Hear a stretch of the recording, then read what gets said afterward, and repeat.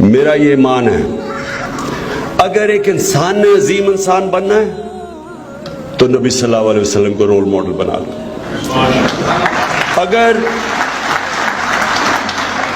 اگر ایک قوم نے عظیم بننا ہے تو مدینہ کی ریاست کے اصولوں پہ چل جاؤ. کیونکہ یہ میں اس لیے کہہ رہا ہوں کہ یہ تو دنیا میں ثابت ہو گیا ہے. جو بھی لوگ نبی صلی اللہ علیہ وسلم کے ارد گرد تھے سب عظیم لوگ بن گئے. سارے ان کے صحابہ وہ شروع میں تو عظیم نہیں تھے, ان کو دیکھ دیکھ کے لیڈر بن گئے سب. یہ دنیا کی تاریخ, اور مجھے افسوس سے یہ کہنا پڑتا ہے کہ ہمارا یہ نہیں پڑھایا جاتا, اور انشاءاللہ یہ ہمارے دور میں ہم اپنے تعلیم کا نظام ٹھیک کریں گے کہ بچے کو پتا ہو, ہر بچے کو پتا ہو کہ انہوں نے کس طرح ایک معاشرے کو تبدیل کیا. اور وہ سارا معاشرہ جن کو عرب تھے ریگستان میں رہنے والے, دو سپر پاورز, ایک طرف رومن ایمپائر دوسری طرف پرشین ایمپائر, ان کی تو حیثیت ہی کوئی نہیں تھی.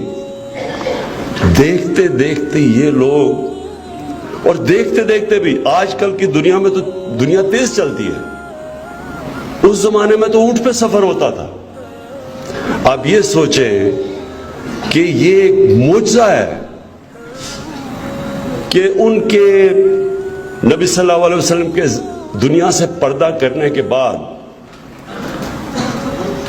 6 سالوں کے اندر دونوں سپر پاورز گھٹنے ٹیک گئی, وہ ان عربوں کے اوپر جن کی حیثیت ہی کوئی نہیں تھی. تو اس کو ہم نے سٹڈی کرنا ہے اور اپنے نوجوانوں کو بتانا ہے, بچوں کو بتانا ہے, اسکولوں میں بتانا ہے. یہ فینومینا کو سٹڈی کریں. یہ ہم اس کو نہیں سٹڈی کرتے, ہم اس کو صرف جمعے کے خطبے میں ہم سن لیتے ہیں. یہ ہمارے بچوں کو نہیں پتا اس چیز کا. یہ تاریخ کا حصہ ہے. ہمارے نبی صلی اللہ علیہ وسلم کی زندگی تاریخ کا حصہ ہے.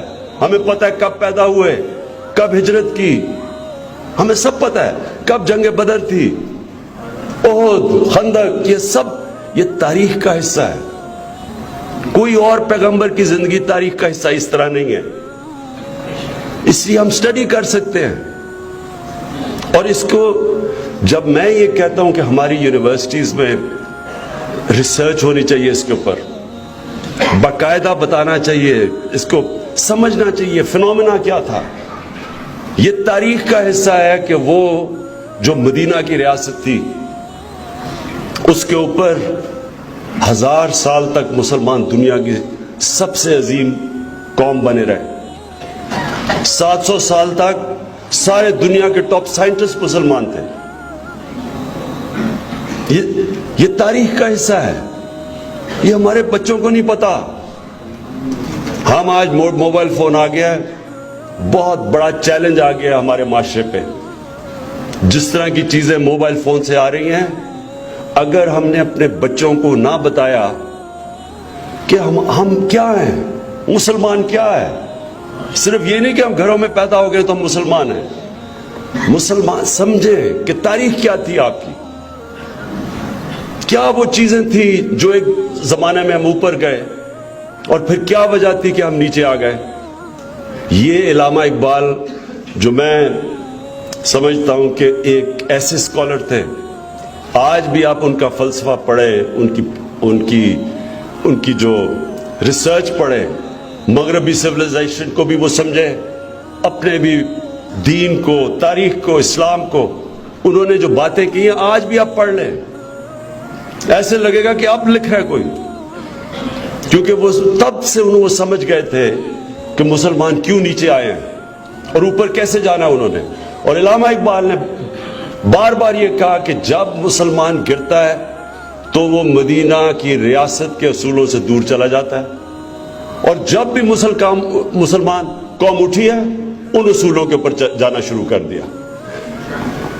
اس لیے